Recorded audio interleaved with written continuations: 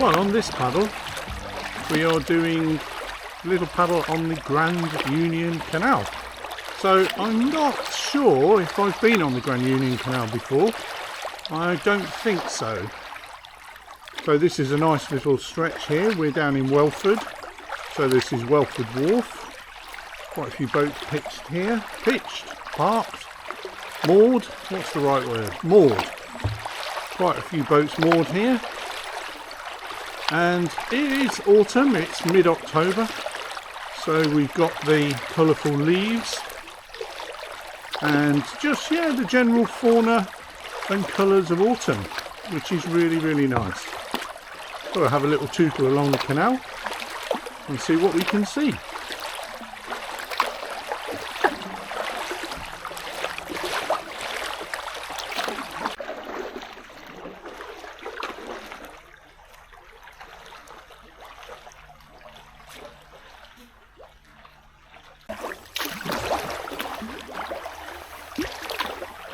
Welford is quite close to the Battle of Naseby, so there is a battlefield here, and I think that is related to the Battle of Bosworth. I'm not up on my history, but I think that's the case. Certainly close to this area in Leicestershire. We're South Leicestershire here, so lots of history locally, and this important link, the Grand Union Canal. So lots of boats on here, and that would have been an important link so that you can get back into the Midlands to Birmingham and further north, and that would allow them to get to Liverpool eventually, and the ships and ports, and get goods transported overseas. So we've seen one of these wide bits before. This is where the barges turn round. It's a good opportunity for them just to spin, as I'm doing now. I don't need anywhere near that much room, of course. And here is the private moorings of Welford Marina. So people obviously live on these boats all year round. Oh look, a beautiful swan. Oh, two. Nice. Oh, that swan is hissing. I don't think they have young there. There are two ducks behind, but maybe just showing that that's their territory and he doesn't like us being here, so that's fine by me. I don't need to be told twice to leave. So off we go. And a nice little old canoe tethered to the back of that barge there. Oh wow. That is good.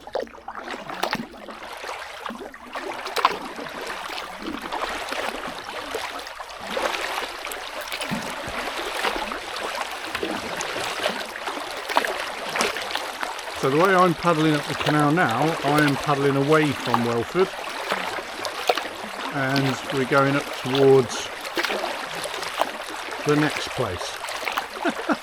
I don't actually know, but it's this way anyway. It's a great thing with canals, you don't really need to have destinations because your get out can be the same as the get in. I don't mind that process. Some people find that annoying that they're getting out back at the place that they got in, but actually I find that because I paddle quite a bit on my own, that makes it easier for me because I haven't got to worry about transporting the car or doing shuttles with the car. Other people would prefer not to do that. So that is fine, and you can get a trip, you can go from place to place on the canal as easy as you can on a river. Perhaps arguably a little bit easier because there are places for parking and things like that a little bit better than the river. So gives you options, that's the point. So one particular downside of canals is locks, because locks are allowing canal boats to negotiate the different levels in the water in the canal. But obviously from a paddling craft point of view, we can go through the locks, but yeah, I've done that with large groups and that's a quick way of getting through. But for me on my own, it's get out and get back in the other side. but gives us an opportunity to have a look at this, which is a little overflow for the canal. So we've talked about this before, water levels in the canal, almost auto leveling. So this will, oh crikey, we crashed. So this will allow the water to go over there when it gets a little bit higher, and therefore the canal won't flood. And the reservoir, Welford Reservoir, is feeding into the feeder leg of the Grand Union Canal to keep it topped up. So there's lots going on, and that is managed and administered by the Canal and River Trust. So thank you to them. Right, guess we're going to have to get out and go round.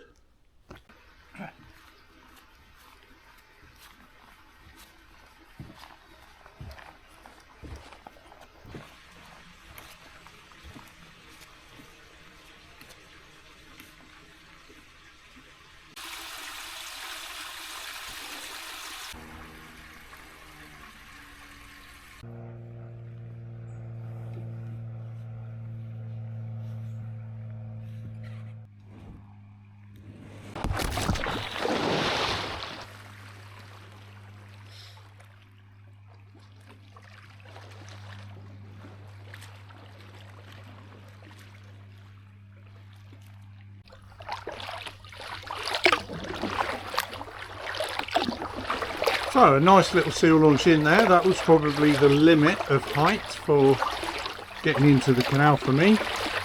Well, certainly into this sort of depth of canal anyway. But got us in the water. Obviously the other way is a high side launch, so we could put the kayak down into the water and then sit on the side and get ourselves down into the kayak. That's another way of doing it. Has its hazards because it is quite high, that bank, but maybe slightly safer than a seal launch, but made for good video. Okay, so hopefully we won't see another lock now for a little while, so we'll have a little paddle. I've also seen a glider go over, so I'm assuming there is an airfield nearby. It doesn't really ring any bells. Welford Airfield, no, that doesn't sound right. So, I don't know. We'll see if it comes back over again.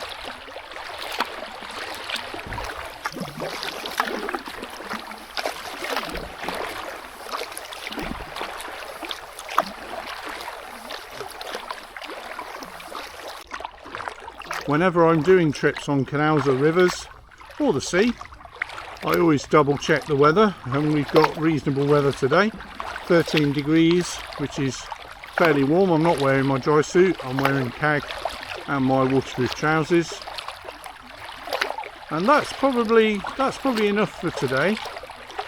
That's kind of weather we've got today. I've got fairly thick fleece trousers and a thermal top, and because my arms are moving, that is keeping me warm. With the water levels that we've had over the summer, which have been very, very low, you saw those pictures of the reservoir, that was very low, the Welford Reservoir. So the Canal and River Trust did put a ban on people going through certain locks and certain canals because of the depth of water, and the canal network is losing water every single day through natural leakage, but also through locks being used. Each time the lock's used, thousands of gallons of water are going through the lock, and then that has to be topped up at the top of the canal. Otherwise, after a few days, there won't be any water in the canal. So that process obviously takes water, and that's why the Canal and River Trust made that decision to not allow people to use some of the bits of the canal. Bit of an inconvenience for people on the canal, obviously, because they were in certain areas and they couldn't get to certain other areas, so a bit of a hassle. And I'm not sure of the up-to-date story on this, whether the canal network is open for canal boats fully now.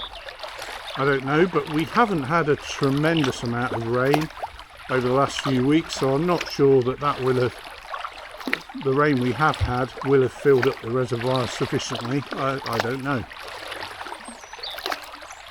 I guess we'll see if we see people moving about on the canal network. Oh, there's a heron just in the very distance. Every trip we see a heron. Surely it's got to be every trip now, apart from the ones on the sea. Don't think we have sea-going herons, but certainly on rivers and canals, heron is a very common sight and lovely to see. They are so majestic birds. And when you see them actually flying, we only saw a glimpse of that one in the distance, but when you see them flying, they are magnificent. Big wingspan, probably 1 metre across, and yeah, really nice to see. So likely that has flown and maybe just perched a little bit further down the canal. So if I go left hand side of the canal here, because the right hand side are where all the trees are, it may be that we can get a little bit closer and actually see the heron close up.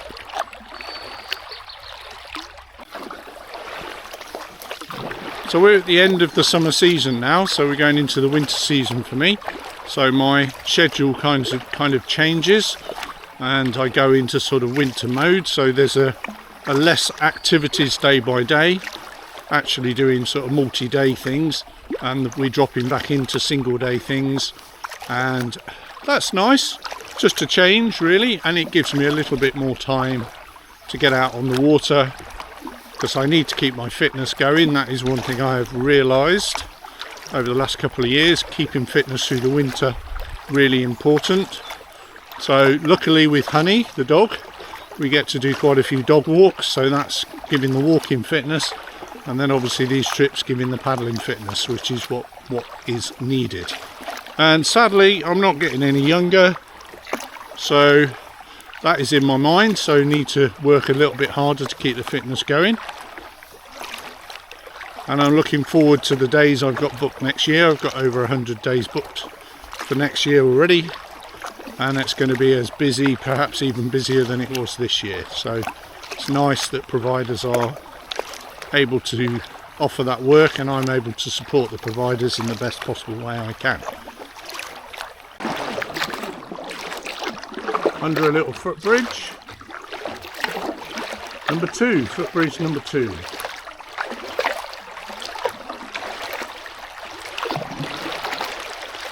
And there we've got a great example of those autumnal colours. You've got right through from greens, right through the sort of yellow spectrum, right through to browns, and well, yeah, the real dark brown of the leaves after they've completely gone over. So really nice to see that. And it does beckon the onset of winter. So we know in the next few weeks the temperatures are going to drop, and probably this trip, if we did it in, I don't know, this time in November, 15th of November let's say, then we would be into 6, 7, 8 degrees. And that does give another type of trip, more difficult trip, as you'll see as I do trips later on into the year.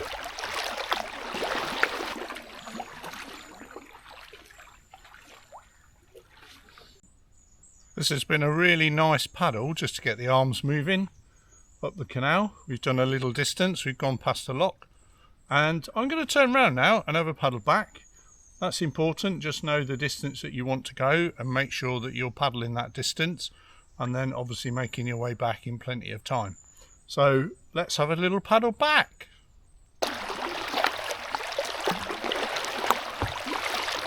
Well, we didn't get to see the heron, which is a little bit unfortunate. So we saw it in the distance flying away,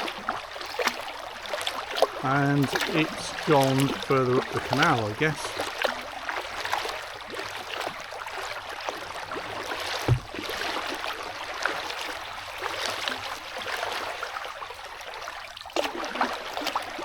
So thank you also to those of you who comment on my videos. I do appreciate that. I don't get many comments, but those that I do, I really do appreciate, and their positive contribution back into the subscribers that I've got, which I really appreciate. So if there's any information you've got about the canal that I'm paddling on, or you just want to leave a comment, then please do. I welcome it, and I will do my best to reply back to you.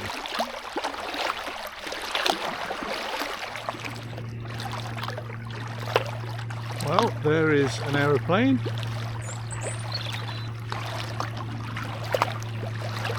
So there may be, looks like it's climbing as though it's taking off. So there may be an airfield locally. I'll perhaps look that up and put something on the screen.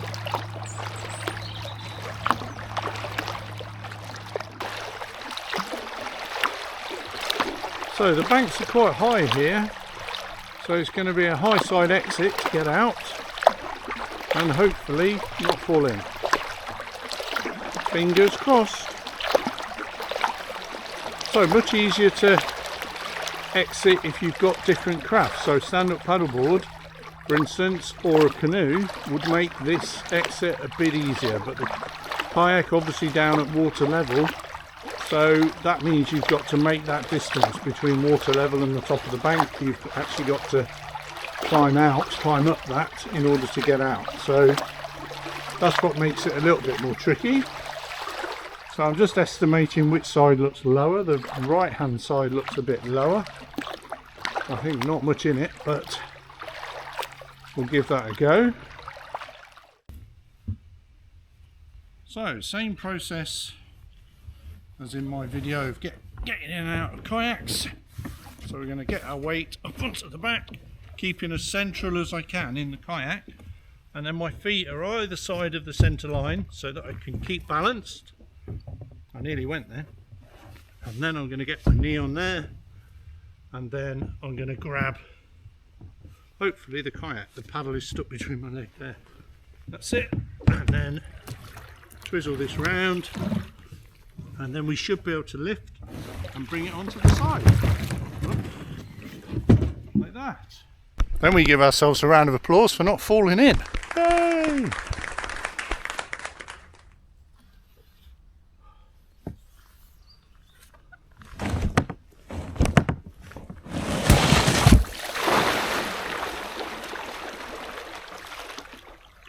Okay, I think that one seemed a bit more, kayak went a bit deeper than on the last one, but at least we're in. Let's get paddling.